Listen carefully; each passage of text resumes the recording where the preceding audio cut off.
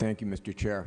The vote tonight is not to pass the zoning petition or not to pass the zoning petition. The vote tonight is simply to move it along so that we can pass the zoning petition faster than we otherwise would have the opportunity to do, or to simply stay in committee.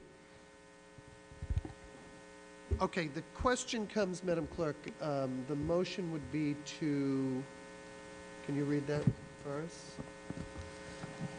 That the City Council hereby discharge the Bishop petition for zoning amendment from the Ordinance Committee while leaving the subject matter jurisdiction in the Ordinance Committee. And the motion also says, and be it further ordered that the City Council pass the Bishop petition to a second reading.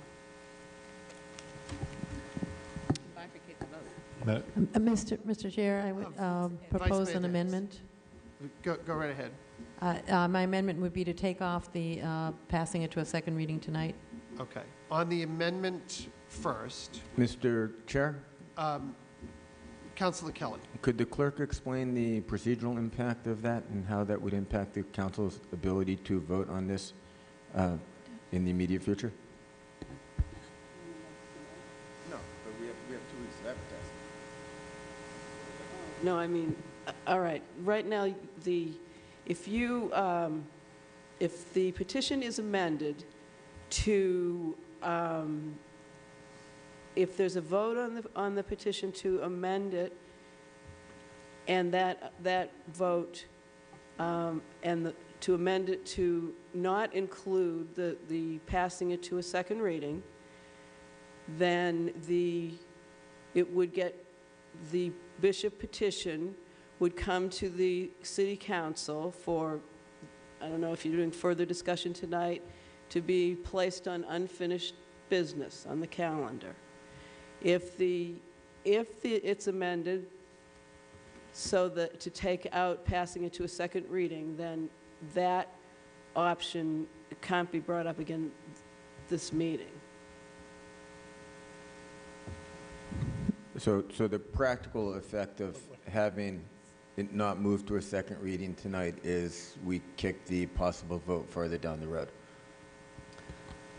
Yes, but you do have the petition on the calendar so that at any time, but you could take it off the calendar and pass it to a second reading.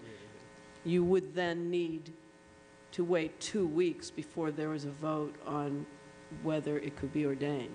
Right, so we have to wait 2 weeks after a second reading in order to ordain it, or not. And if we don't move it to a second reading tonight, then we can't have that 2 weeks of advertising. Not tonight. Okay. Okay. Mr. Mayor, I believe that if it's taken off, let me try this explanation. If it comes out of committee now, then when the planning board submits its report, at that meeting, there would be the opportunity to move it to a second reading and still have 2 weeks to advertise and 2 meetings to finalize, at least 2 meetings to finalize.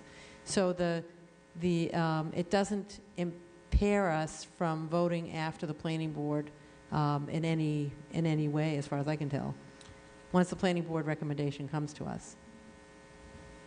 If I just might interject, I think that the difference is that Councilor Kelly's motion would allow this to be voted prior to the November 8th election. The other way is before the petition expires, there's adequate time to do it. And the petition expires on December 6th. Correct? Correct. Okay, so the motion, there is an amendment in, Madam Clerk, just restate the amendment. Not that.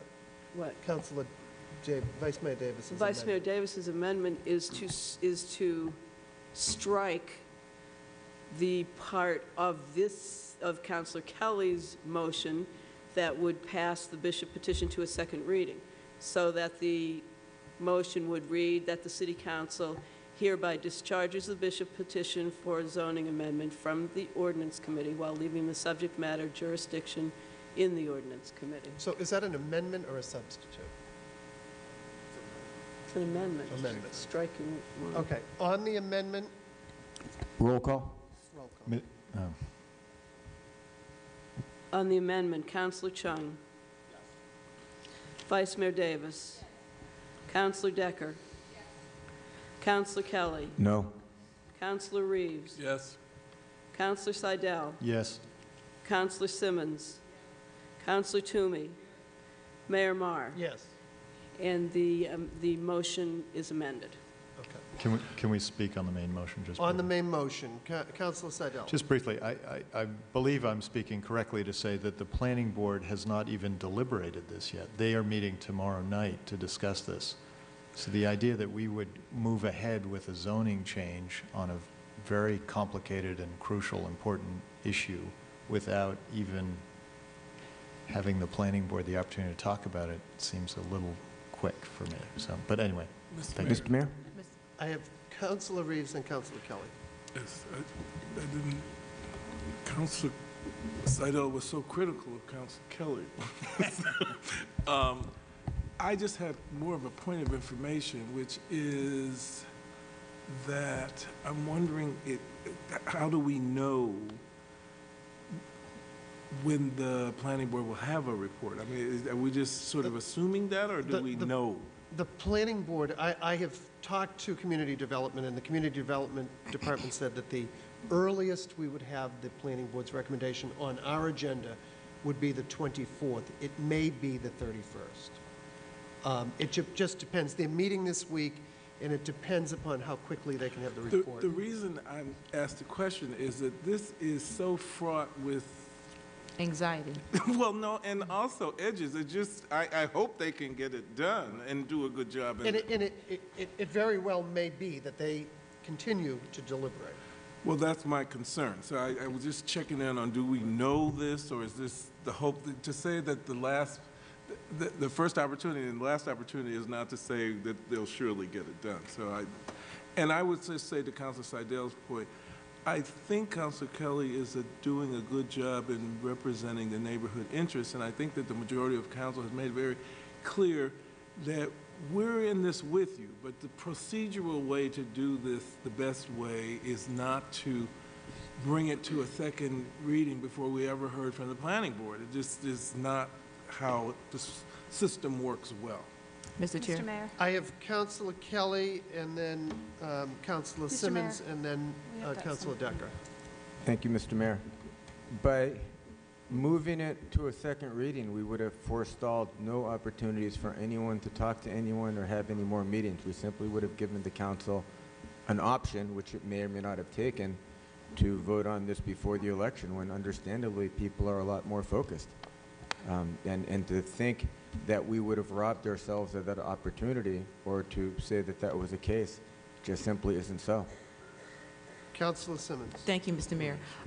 I wanted to know if it's at all possible for the city council, through you, to let the planning board know how important it is that we would like this to move on the fast track. I understand that there's a great deal of anxiety in the neighborhood. I, too, agree that we do not want the kind of development that changes the character of the neighborhood. However, I still think it's important that we do have this process called the planning board, and it would be smart or prudent for the city council to at least hear from them. And I certainly don't believe, and I think I can walk on faith, that the city council would let this go, die or wither on the vine. So it is the fact that the members, Ms. Bishop, and the supporters of the petition are here and have been here and show their feelings about this a great many times. We know that there's a lot of community interest in this, so it'd be important if we found a way, again, I say through you, Mr. Mayor, to let the planning board know that, with all due speed, as opposed to deliberate speed, all due speed to take up the Bishop petition, so that if it is at all possible, it can be voted on after it's been thoroughly vetted before it expires. Thank you. And I do want to remind folks that we already have struck the date. So, Councilor Decker.